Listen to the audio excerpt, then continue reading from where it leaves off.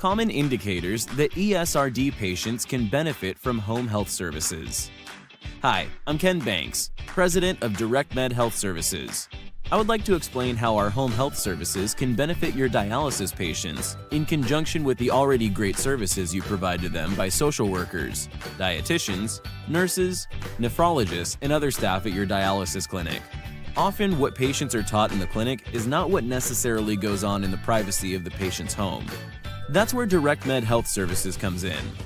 Our nurses are specially trained to work with dialysis patients in their homes to get the full picture of obstacles they're up against, and then provide a custom plan of care.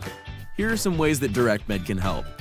DirectMed Health Services uses the following indicators to determine when patients should be evaluated for home health services to avoid hospitalizations and poor outcomes. 1. Lab results. Lab results, if not in range, may indicate the patient could decline or be hospitalized.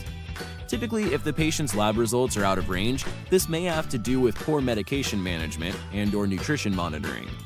Here at DirectMed, we closely monitor our patients with end-stage renal disease and the medications that these patients take.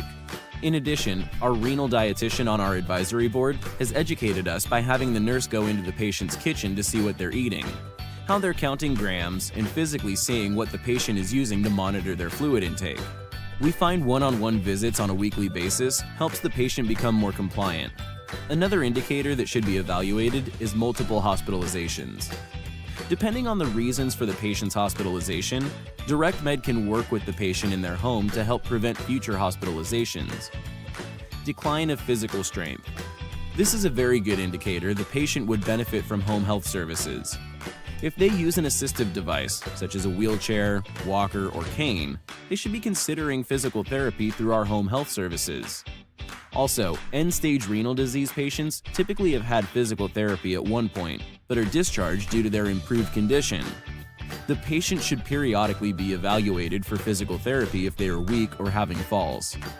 In addition to the indicators I've listed for you, home health should also be considered if your patient is facing these current challenges: diabetes, medication management, infection, stroke, recent surgery, living alone without support, new to dialysis.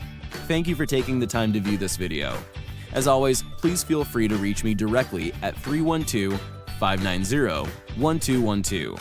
Our agency is dedicated to helping patients with end-stage renal disease, and we're just a call away.